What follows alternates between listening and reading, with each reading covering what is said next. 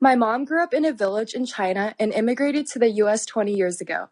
Since then, while raising 4 kids and having a full-time job, she got her master's and PhD in biostatistics. Her name is Li Xia, and she is a miraculous mama.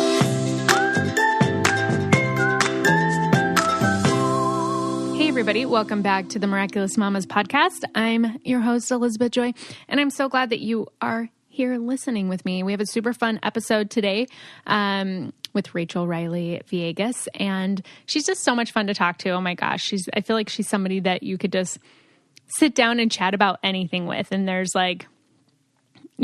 nothing off limits. She's just so much fun, and we have a great conversation.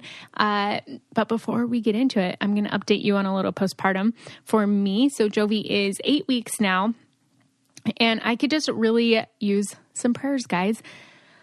Man, I'm going to try not to cry. The last week has just been so freaking hard, and I know it's like, man, I get it.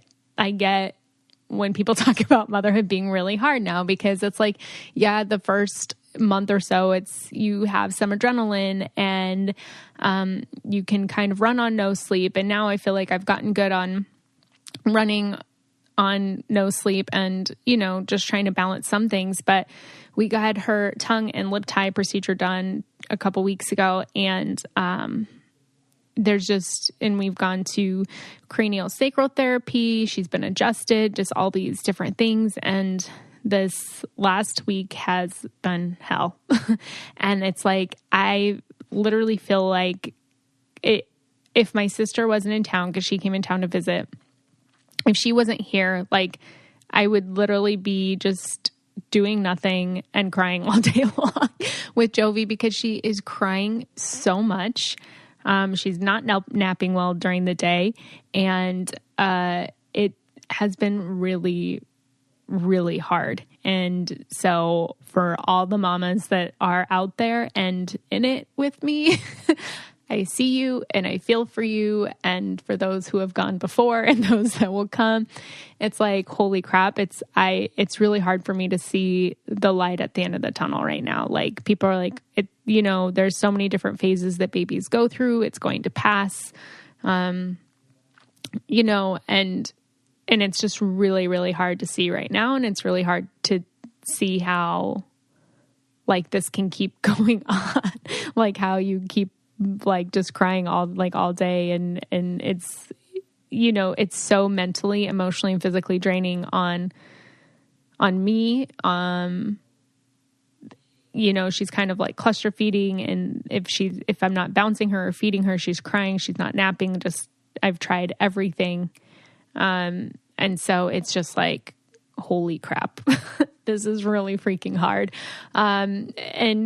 And it's like, where's the light at the end of the tunnel? And like, how do I sustain this? How do I,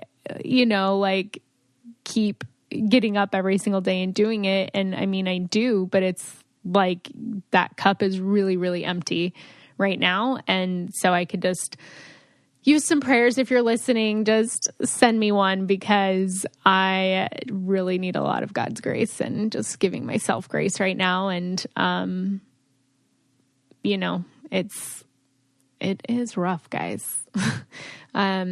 But I found a few things that do help her nap. I know that they say, like, try not to create bad habits. And right now I don't care if I do, because literally it's either I take her for a walk to nap, or I take her for a car ride to nap during the day. She sleeps decent at night, which is awesome. It's just the days are very long and hard. And so one thing that I've been doing is I either take her out to get some fresh air, I either wrap her up or put her in the stroller and go, or we would go for a little drive, and which is beautiful right now because it's fall outside and the colors are amazing. And one thing that has made it a little bit easier, I don't know if you guys have heard about Doona. So I heard about the Doona stroller I was at a birthday party before COVID, when we could have birthday parties. And a friend of mine had it for her baby, and it was her third kid. And I was pregnant, And I was just starting to do like my baby registry, and she was like, if you do not have this on your registry, put it on there. She's like, it is so easy and convenient and life-saving. So I started looking into it. And I was like, wow, this is really, really cool. So we ended up getting the Doona car seat and stroller, and it's awesome because it's a 2-in-1. So it's so convenient to be able to, if we're in a car ride, I can take her out still in the car seat and bring her inside. And if she starts to kind of wake up, I just pop the wheels out and go for a walk. And, cause it's the car seat and stroller combined, and it's so convenient and easy. And I feel like I'm still learning how to juggle things in motherhood. And that's like one less thing that I have to try to juggle or figure out, because, I can just put her in there, or I can collapse it back down into the car seat while she's still safely in it and pop it in the car and go. And it has just made my life so much easier. And if you guys want to check them out, just go to shopdoona.com. They have all of their stuff up there, and I'll show you guys how I've been using it, just because, like I said, it's seriously a game changer for me right now. And since I got it too, I've noticed so many others out there. I'm like, oh, okay. So like people know that this is something that definitely makes your life easier. So definitely check that out. But yeah, I could really just use some extra love if you think of me in your thoughts. I'm really hoping she has a couple more adjustments this week with the cranial sacral therapist. So I'm really just hoping that those make a difference, because they have in the past. They've, I feel like last week when I went to one of them, she did the adjustment and she was like a whole new baby for a day. And then it went back to the fussiness and the crying. And, today my sister just cried with me because she's like, I've been in that season of life and it's really hard. And, she feels for me. And then Vito was home from work on Friday, and he's, cause he's gone at work all day. So it's like, he doesn't get it. That at least that's how I feel like when he comes home, I'm like, oh, she's fussy. Or he like FaceTimes me from work or calls me. He's like, what are you doing? I'm like, nothing. Like either feeding, bouncing her around, like trying to survive. and then it's hard on me because then I feel like I got nothing done that day. And I'm at the point where I feel good and I feel like I can get stuff done, but now I can't. And I have to let myself know that that's okay, because what I did was take care of my daughter all day long. And that's a lot of work. And that's okay. It's okay if I didn't finish laundry. It's okay if I didn't cook dinner. It's okay if I didn't get anything else done, because I got to be her mom and I got to be there for her all day. And so those are things that I'm learning. And I know that it can just like be so hard when your partner's at work and maybe they don't get it or they don't see it, so like having Vito home and he's like, he gets to see that she's really fussy and kind of unconsolable, and, and that I can, like, that is my entire day. And so, it's just, yeah, I feel like it's hard, and everybody says that it gets easier. And I'm just like looking forward to that. Like when does that happen? Because, it's really hard right now. And I know that babies are changing so much. So I've already tried, so I cut out dairy out of my diet, just in case that's bothering her. And I mean, we got her tongue and lip tie fixed. We are just, just trying everything that we can to figure out what's going on. Or if she's just in a phase. Babies go through so many milestones and leaps that there might be a week where they're just really, really fussy because they're growing and their body's learning and things are changing. And then they're done and they're out of it. So, there's not always like a fixable solution. Sometimes it's like, well, here's a little growth spurt or whatever it may be. So I'm just praying that that's what it is, because it's, like I said, just really, really hard right now. So, I love you guys. I love the Facebook community where I connect with a lot of the moms from here, because you guys are such an amazing support. And answer my questions that sometimes I'm like, I don't know this and I feel silly for not knowing it, but hey, I can ask in there and they're going to love me and not judge me anyway. So thank you for that. Like I had to ask about getting boogers out the other day. So, yeah, I love you guys. So if you guys are listening, make sure you join our Facebook group community. We do some giveaways and some fun stuff in there, and make sure that you subscribe and leave us a review. That's how our podcast spreads more, how more people can see it and be a part of our community as well. And you can follow Miraculous Mamas on Instagram and Twitter. We are going to take a quick break from this episode to talk about how a parent's peace of mind is so important. And babies spend up to 17 hours a day sleeping, but most crib mattresses are made with cheap hard foam and wrapped in plastic. More importantly, they're not breathable, which can increase suffocation risks and lead to overheating and sweaty backs. They're also not washable, which is obviously kind of gross, especially with those sweaty backs. And getting a good night's rest is so crucial. And knowing that your child is safely asleep is one of the best things that you can do. Then you don't have to worry about it. And there's a company out there that is here for you, and that is Newton Crib Mattress. It is fully breathable, washable, recyclable, 2-stage mattress. And I actually did what is called their Breathe to Believe challenge. I smushed my face down in it, and I'm highly claustrophobic, so I was super nervous to do it, but I smushed my face down in it and I could breathe. And so Vito decided to try it, and he could as well. And we were like, holy crap, this is a really cool mattress. And we don't have to stress over her sleep, especially as new parents. We're like, am I doing this right? Is she okay? What's going on? And another thing that I loved about the mattress is that the Newton Crib mattress is Green Guard Gold certified. So it's voted #1 by leading pediatric experts and sleep coaches worldwide. If that's not enough, check out their 5-star reviews on Amazon. It is the best baby mattress that you will need. And Baby Newton is offering the listeners 50% off your Newton Crib mattress plus free shipping. Just go to newtonbaby.com and enter code MAMAS. You can also try 100 nights of sleep on the Newton Baby. And if you're not happy, they will give you a free return. Just go to newtonbaby.com and enter code MAMAS. Again, it's 100% washable, so this investment will actually save you money in the long run. You can pass it down from child to child, and they hold up great. That's newtonbaby.com/mamas.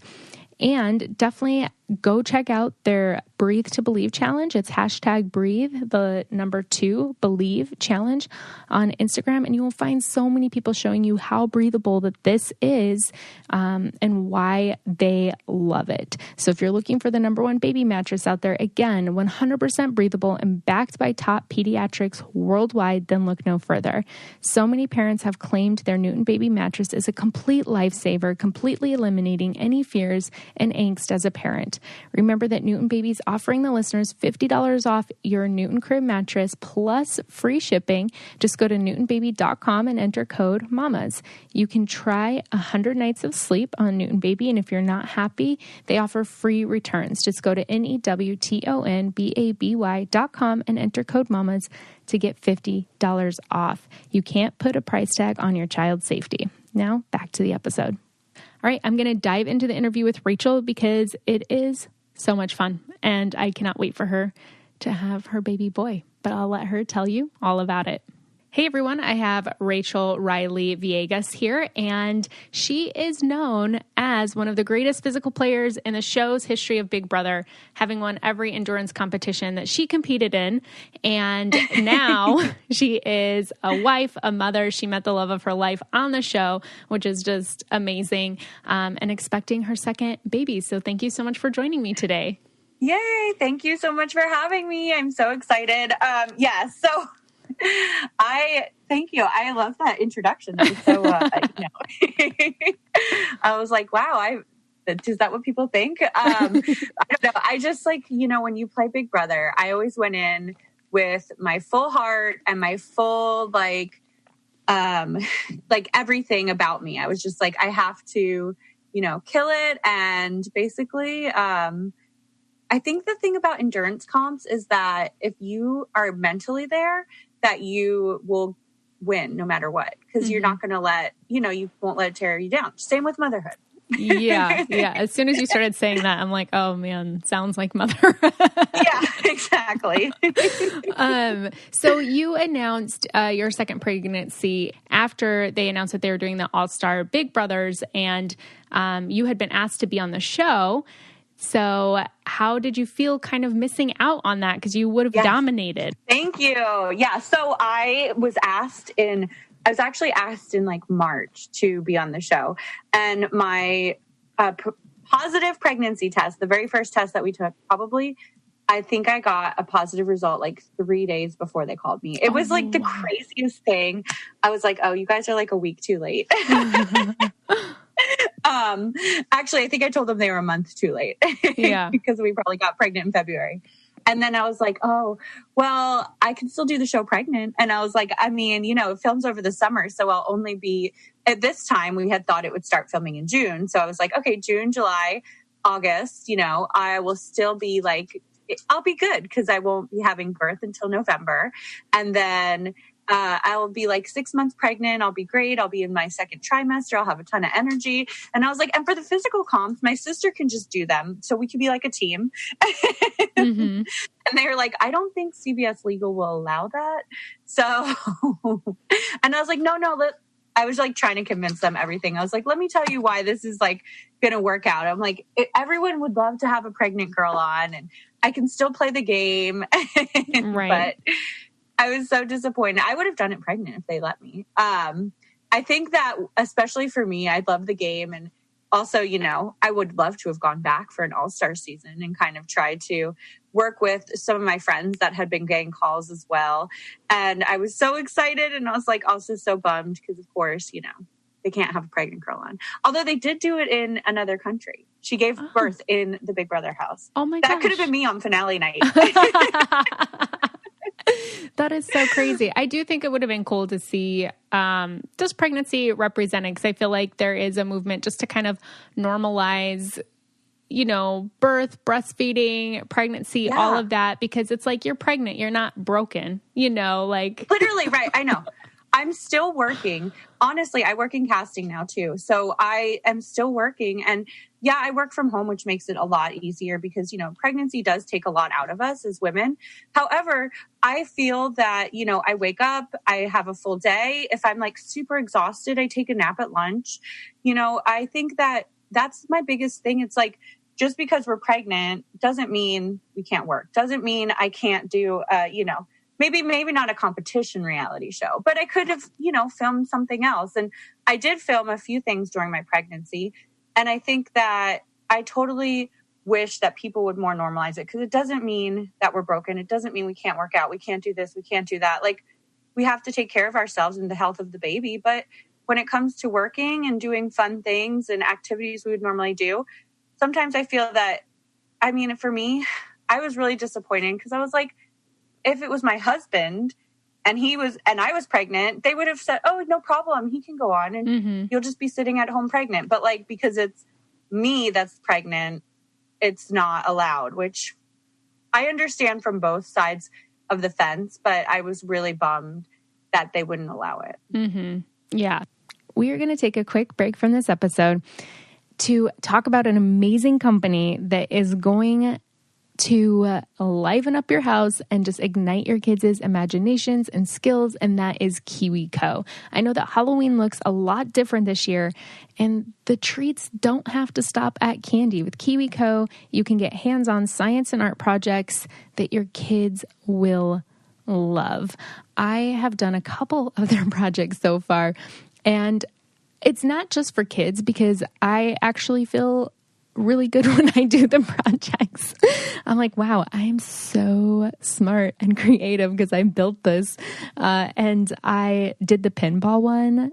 Oh my gosh, it is so amazing.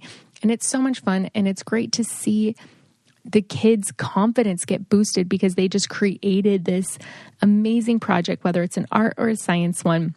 And it's the perfect gift to give someone. I know that it's gifted to my nieces and nephews on both sides of our family. So Vito's nieces and nephews get it, my nieces and nephews get it, and they video me and show me the projects that they create because they are so excited about them. They get super cool hands-on science, art, and geography projects delivered to their door every month. And although they may not be able to go tons of fun places with everything going on in the world, you can bring a fun activity straight to them. And unboxing the crate is so exciting. I mean, I love it when I get a box in the mail, and imagine these kids opening these boxes of creativity. It is so amazing. And it's hard to find new creative ways to keep the kids busy while stretching their brain, especially right now. And KiwiCo does the legwork for you so you can spend more quality time tackling projects together. With different crates for kids of all ages, there's something for every kid on your list. I highly recommend this. I know the holidays are coming up. You can do it for Halloween, a Christmas gift.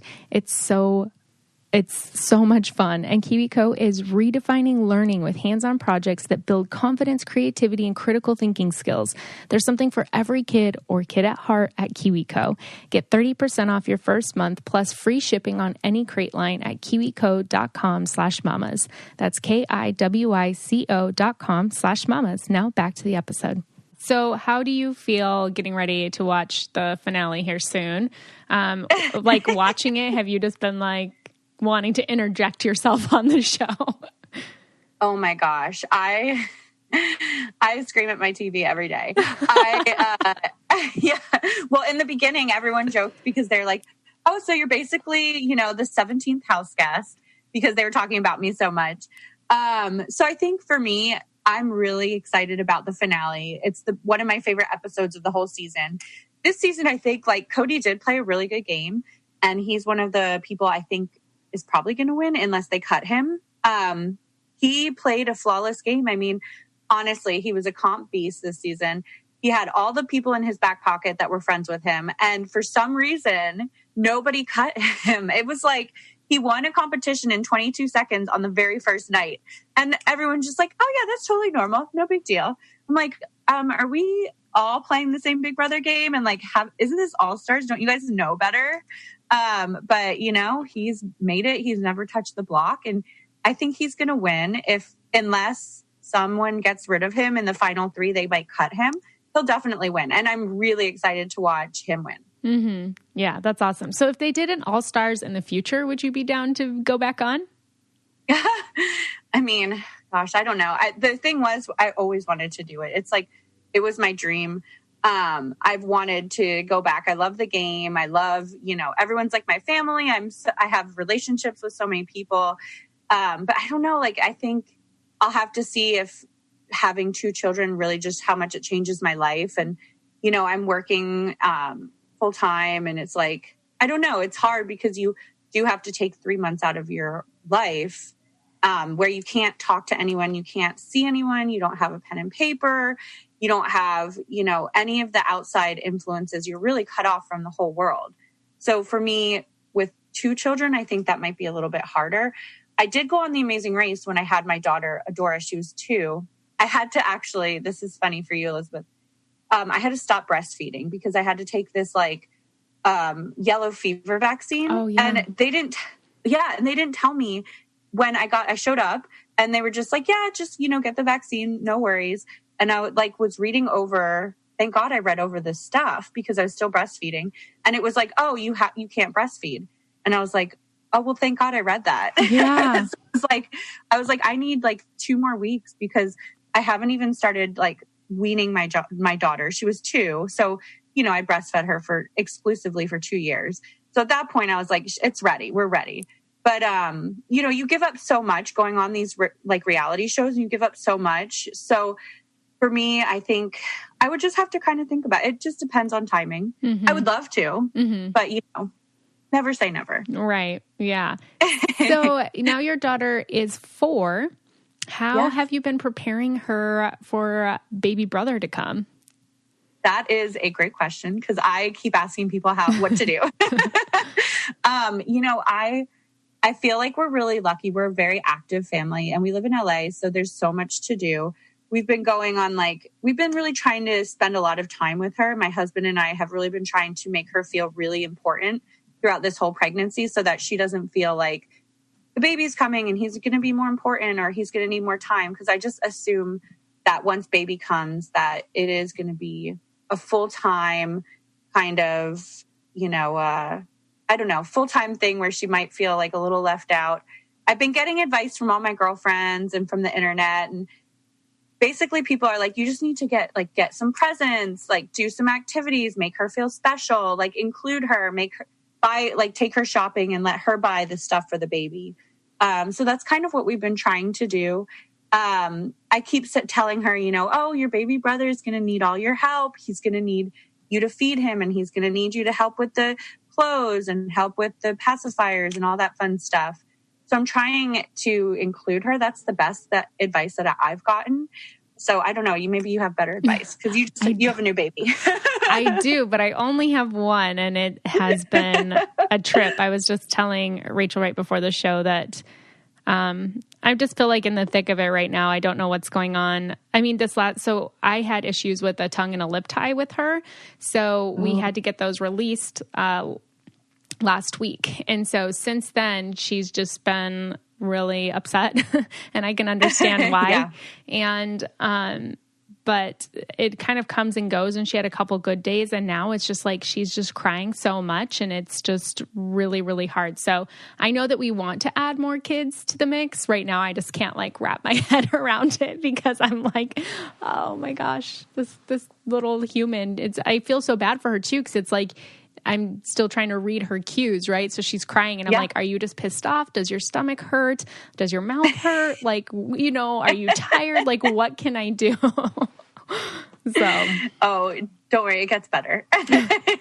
And it took me 3 years before I was like, okay, we can have another one. I just needed that time. I took 2 years off of work also because I thought with my first, I was like, I just need to focus all my attention on her, and I need her to be feeling really comfortable.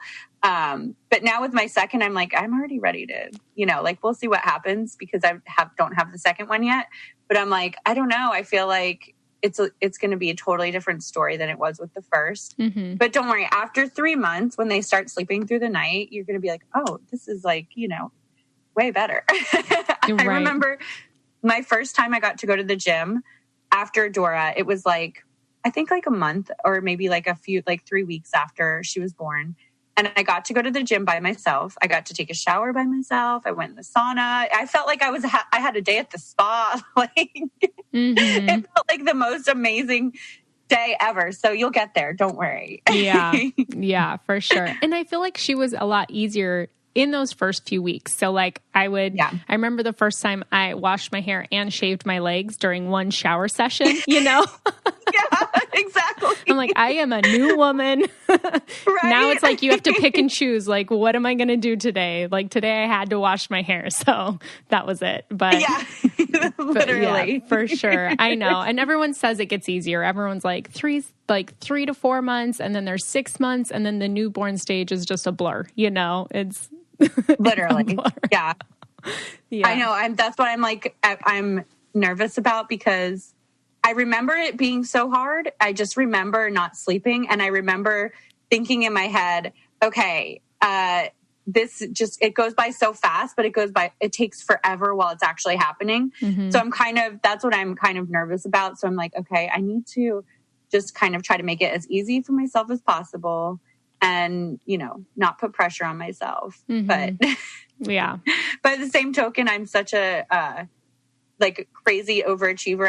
I'm going to be able to do 20 different million things because who cares? 2 kids, no big deal. Mm-hmm. Yeah. Mm-hmm. You'll get back to that though, once you adjust and get the hang of it, you'll be oh, okay. Yeah. No big deal. Yeah, exactly. Mm-hmm. I'd love to know how your pregnancy might have been different compared to Adora because of COVID and the pandemic. It's with your first pregnancy, you can be out and about and sporting your cute bump and doing whatever you want. Yeah. And now it's just such a different world.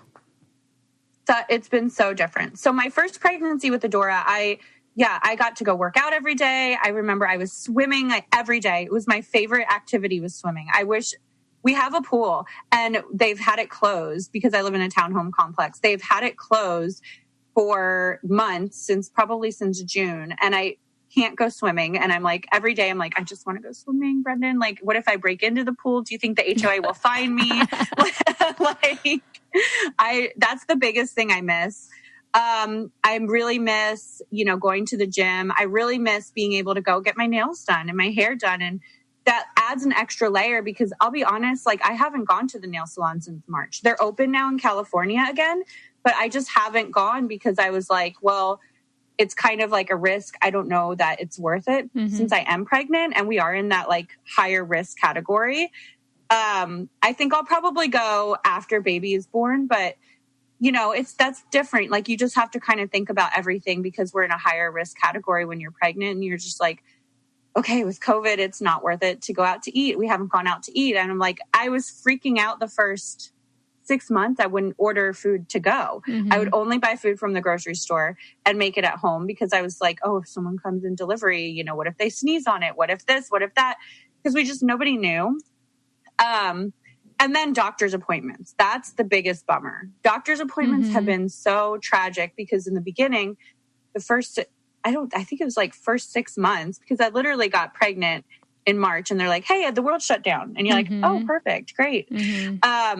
So my first appointment was virtual. And then my second appointment, my husband couldn't go to any of my appointments for like 6 months. He can go now, but he wasn't allowed to go. My daughter can't come to the delivery, which I don't think she would have been at the delivery, but she would have been at the hospital the next day, which is like such a bummer for me. I think just in general, like you said, like being able to go out with your girlfriends and even I wasn't going to have a second baby shower, but I wanted to have like a little party where my girlfriends and I all got together for a brunch and because all my friends have babies now too. So, got the kids together, had like a bounce house, had like a thing. And it's like, well, we couldn't do that. So now everyone's like, why don't you do a virtual one? I'm like, I'm not doing a virtual. Like maybe when the baby comes, everyone, hey, here's the baby, like, that kind of thing. Like photo shoots, like this is so silly. But when you're pregnant, you want to take a bunch of pictures. And this is my last pregnancy, I think. So I wanted to get as many photo shoots in as I could, but we had to really prepare around that. So I had to kind of like, I did one for People and magazine, and I did like with a mask on just because I was like, this is, 2020. Like, of course there's, it's a dystopian theme. I was like, I told the photographer, I was like, I need to do a dystopian theme. And then, even during that photograph session, it was different. Then the second one was outdoors because I was like, well, it has to be outdoors because we can't do anything indoors. And so I think just everything in general has changed with COVID pregnancies. Like it's got to be so weird for you because this is your first baby. Like everything is just so much more intense, and having to wear a mask and being pregnant wearing a mask is the absolute worst. Oh my gosh, it's awful. I used to run when I was 6 months pregnant, and I had my mask on, and I was like, I'm not doing this. I don't care. Like, I'll go run where nobody is because I can't wear a mask and run and be pregnant. It's just too much. Yeah, I know. And then at all the appointments, they're like, do you have shortness of breath? You're like, I'm 8 months pregnant. Of course I have shortness of breath. Literally. Yeah. They're like shortness of breath, diarrhea, right. Like all this stuff. I'm like, I literally have all those symptoms. Right. So yeah. Right. Are these COVID symptoms or pregnancy symptoms? Because it's all happening. I know. Yeah, I know. Yeah, it's definitely hard.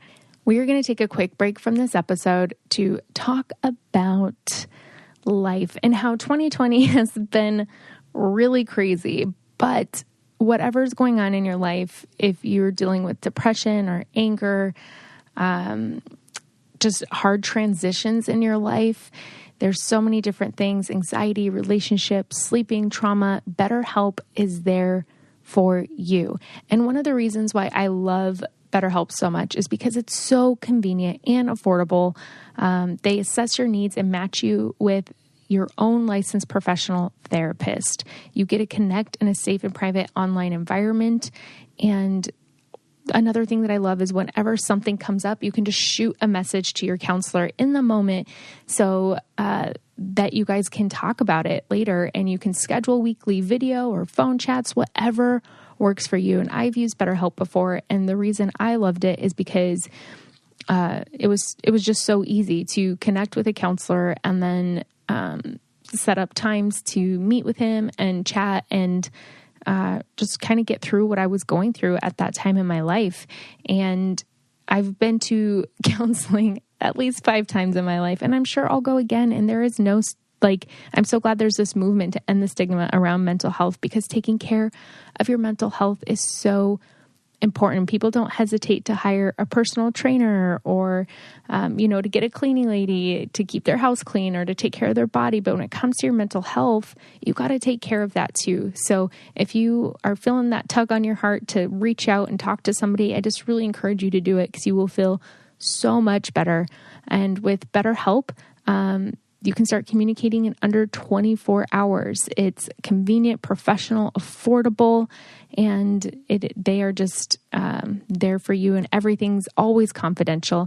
And in fact, so many people have been using BetterHelp that they are recruiting additional counselors in all 50 states. That is how amazing this company is. And I would want you guys to start living a happier life today. And as a listener, you'll get 10% off your first month by visiting betterhelp.com/mamas. Join over 1 million people taking charge of their mental health. Again, that's BetterHelp, HELP.com/mamas. Now back to the episode. So how did your first birth go with Adora? Did you have a plan, or did you just kind of wing it? So I had an imaginary plan. My husband loves to make fun of me for this. I was like, okay, I'm going to go and I'm going to squat the whole time, and I'm going to have the baby out. And then as soon as we got into the hospital, I worked with a doula, and there was literally, with Adora, there was 15 people, because UCLA, where I deliver, is a teaching hospital. So I had the residents, I had the doctor on call, I had I had some of the students who were still in medical school. I had a nursing student in there. I had a midwife, a doula. I had the works. Like, I was very happy with it, because I'm not a private person. I didn't need to be alone during my birth. But we had 15 people in there. We have some really fun stories from that. So as soon as I told the doula what I wanted to do, she was like, have you been practicing this? And I was like, no. And she's like, no, lay down. And I was like, okay, perfect. So I had Adora naturally, no drugs. I didn't do an epidural. I didn't do anything. I just had her naturally. I didn't even take Tylenol the day of. I just remember with the doula, I remember her giving me lavender oil and putting it, she did some behind my ears. And then she gave me like a sachet to squeeze. And she taught me how to breathe.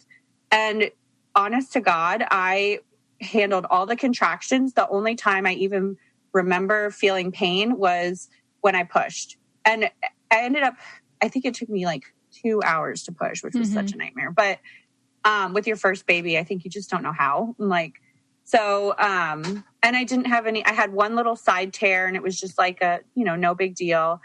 So I was really lucky, and that's my plan for this baby is also. I just kind of want to go in there, no expectations on myself. There won't be 15 people, which I'm kind of sad about. My OB was like, it's going to be, me and a nurse. And I was like, what about everyone else? Yeah. So yeah, I'm not really going to do anything really. I think I'll just I remember the breathing techniques she taught me, and they have lavender oil on site at UCLA. So they do bring you like a bunch of, they have like a bunch of things. They're very holistic there. So they had a bunch of like sachets and stress balls and things for us to do, things like that. Yeah, that's awesome. That sounds like you had such an amazing first-time birth experience. How long was your labor in general? My labor was, I think it was 8 hours. I swear, every time I tell it, it gets long. It's like that fishtail that the guys tell.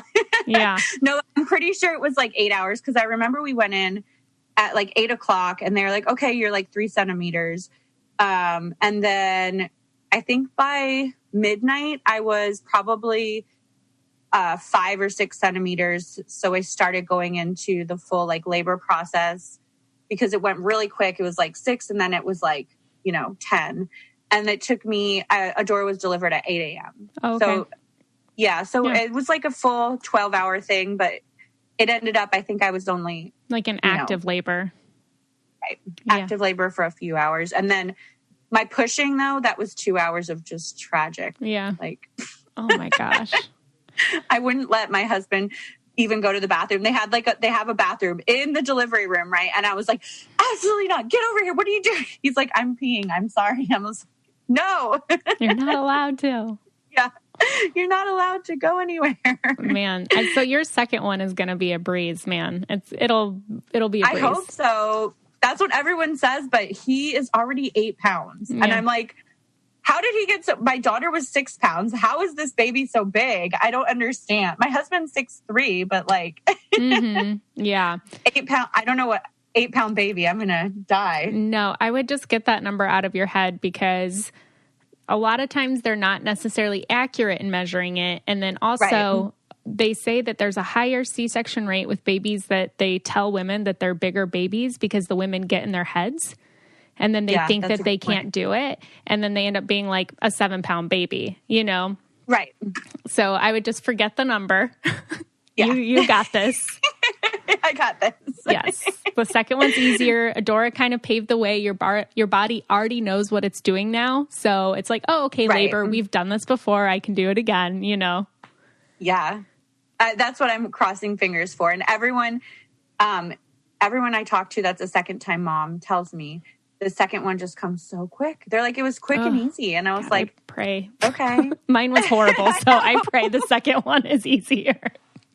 Yeah, right? Oh, my gosh. Yeah, for sure. I also like different laboring positions because I work as a birth doula. So different laboring positions, too. Yeah. Like if you get stuck, just like move around, like you got it, you know? That's what, I know. I remember that from my first birth too, that they told me that. They were like, if you are, laying on your back and it's just nothing's happening, let's try to get you sitting up. Let's try to get you holding on to the bars.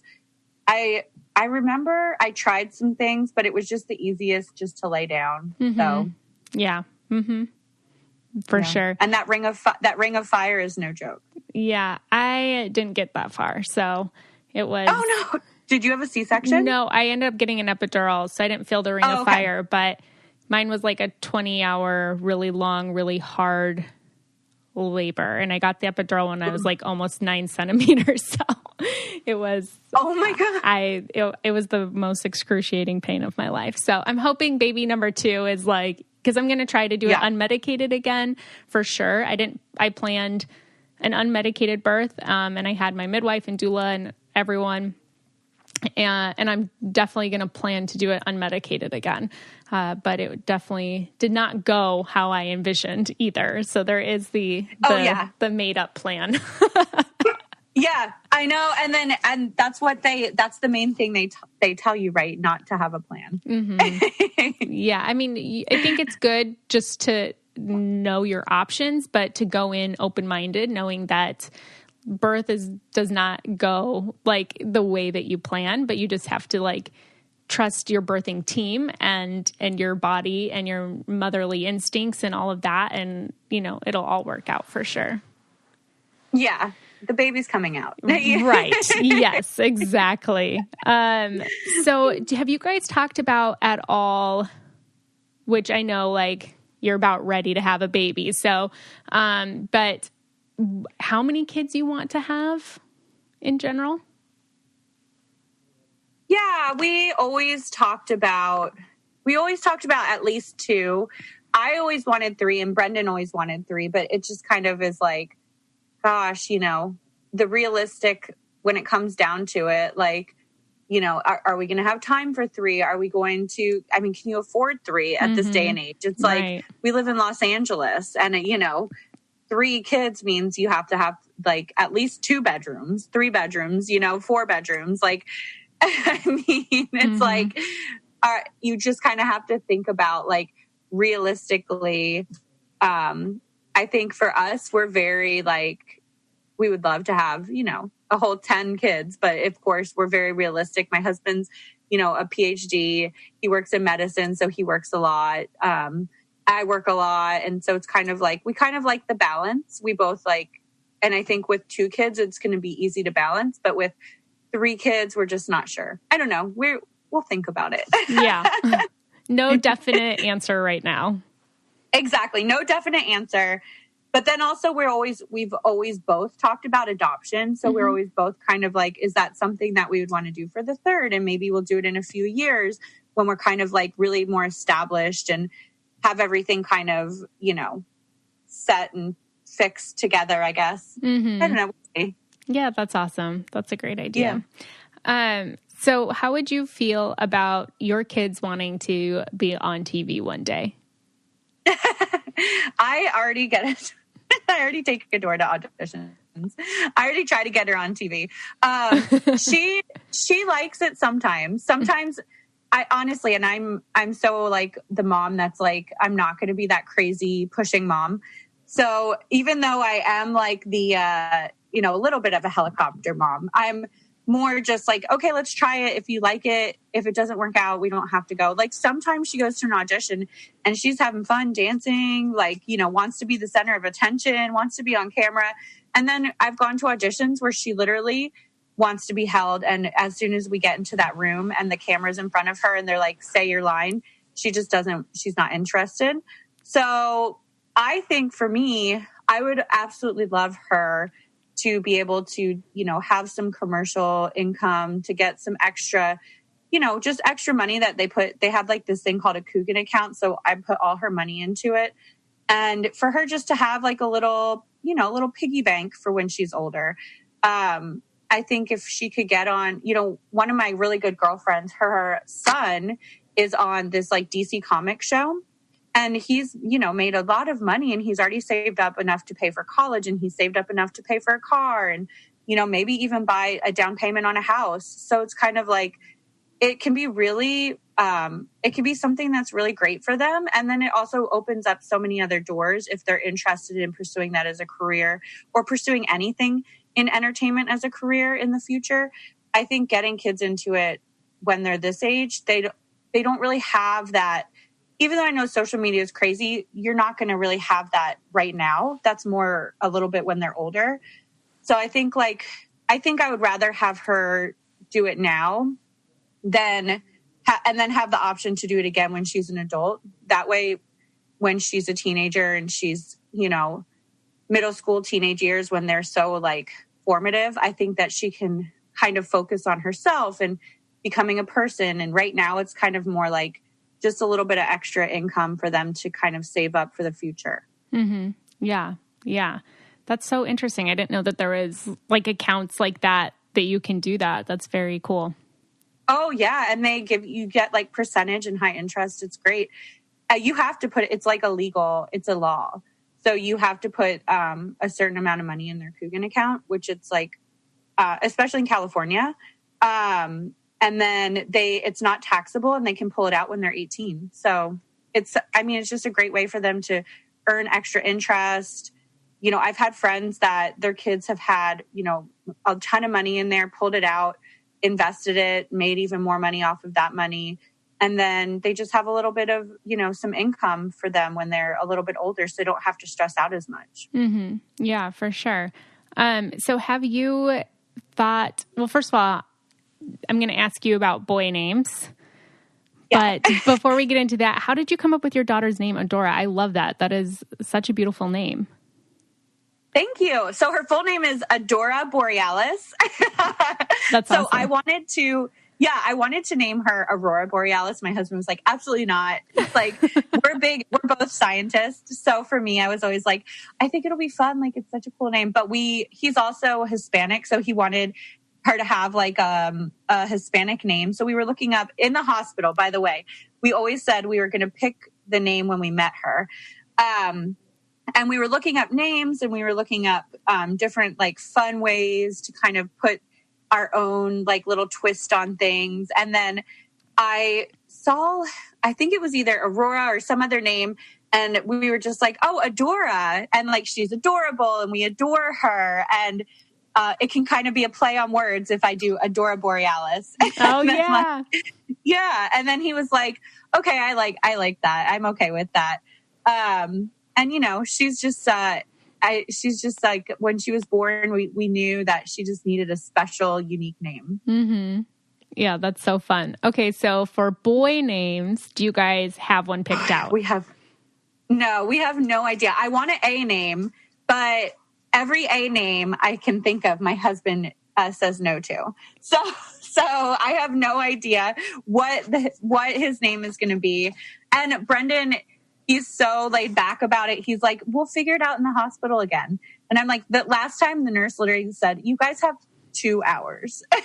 And so this time I'm like, I hope the pressure's not on and we're not just like, I have no idea. Like, what are we going to do? Like, right. Yeah. Yeah. But we haven't even thought about it. I keep thinking about these like really fun off the wall A names. And he's like, no. Yeah. Uh-huh.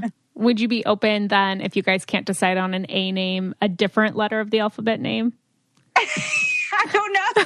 I was like, okay, if it's not A, then should it be a Z name? No, I think so. I think it's going to be the same situation where when we're in the hospital, once the baby's born and kind of everything settles down, you go to the, receiving room. I think we'll look at the baby and we'll kind of start thinking about it at that point. Mm-hmm. But yeah, I mean, I have no idea at this point. Yeah, man. I feel like I would have to have options. Otherwise, I would just feel so panicky. Yeah. I thought that I would be like that too, but then with Adora, it just kind of naturally happened. And it was something that we were just like, oh, this is actually a perfect, like, it's such a perfect name for her. Mm-hmm. Yeah, no, I love that name. Thank you. We couldn't decide. We didn't know what we were having. So we had a girl name picked out, but not a boy name. And we never could decide on a boy name. So I just told my husband the other day, I said, we need to start thinking of boy names now, because if we ever have a boy, because like the whole time, like we were so like undecided on it and just didn't like a bunch. And then we'd maybe like one for like a week, and then we'd like practice calling it out at home, calling it out, seeing how it felt. And we were like, no, that's not it. So I'm like, we are going to be screwed if we ever have a boy. Right? And boy names are so hard. They are hard. I feel like we have a couple of girl names picked out, but boy names were like, no idea. Yeah. Same. Are you excited to have a boy? I know for me, I felt like having a girl, I'm like, that'd be great, and then having a boy, it's like, I don't know what to do with a boy, like how do I raise a boy? I know. Well, for me, I always wanted a boy first. I thought I wanted a boy first, and I was like, and then I'll have a girl second. And then, well, now we're the opposite, of course, because anything you're like, I think I want this first is like, nope, God's going to do what God's going to do. Mm-hmm. And then, so for me, I think after being a girl mom, I don't know what to do with a little boy, but I think it's so much more simple, right? Like the clothes are easier. You don't have like 70,000 tutus and bows and like frilly things. I mean, my daughter, I swear, had more clothes in her closet than I do. And like my closet has like some of her closet stuff. You know what I mean? It's just like she has so many things. So now I'm like, well, at least like with a boy, and especially with my second, I'm like just telling my friends, please give me all your hand-me-downs. Yes. Because I just like, I'm like, they grow so fast out of them. I don't care.